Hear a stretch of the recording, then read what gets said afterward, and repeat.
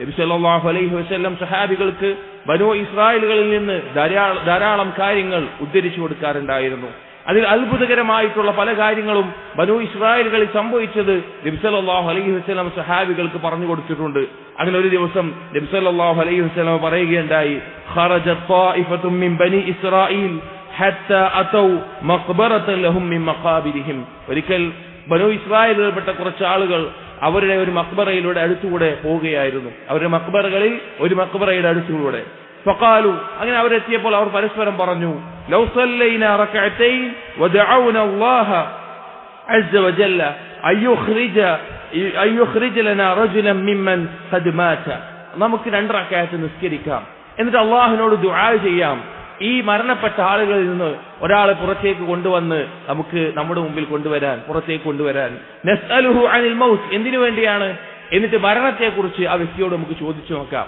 മരണപ്പെട്ട ആൾക്ക് മാത്രമേ മരണത്തെക്കുറിച്ച് അറിയുകയുള്ളൂ. അപ്പൊ ഏതെങ്കിലും ഒരാളെ പുറത്തേക്ക് കൊണ്ടുവന്ന് മരണത്തെക്കുറിച്ച് നമുക്ക് ചോദിക്കാൻ അള്ളാഹുവിനോട് ദുആ ചെയ്യാമെന്ന് പറഞ്ഞു. അങ്ങനെ അവർ അള്ളാഹുവിനോട് ദുആ ചെയ്തു. അപ്പോൾ ഫബൈനമാഹും കദാലിക്, അവരങ്ങനെ ആ അവസ്ഥയിൽ അവിടെ നിൽക്കുന്ന സമയത്ത് ആ മഖബറയിലെ ഒരു ഖബറിൽ നിന്ന് ഒരാൾ തല ഉയർത്തി പുറത്തേക്ക് വന്നു. അയാളുടെ തല അതിനകത്ത് നിന്ന് പുറത്തേക്ക് ഉയർത്തി. ഖിലാസിയുൻ, ഒരു ഇരുനിറമുള്ള ഒരു വ്യക്തി.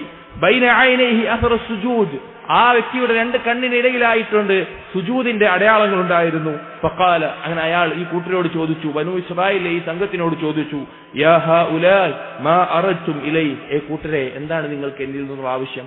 നിങ്ങൾക്ക് എന്താണ് എന്നിൽ നിന്നുള്ള ആവശ്യം?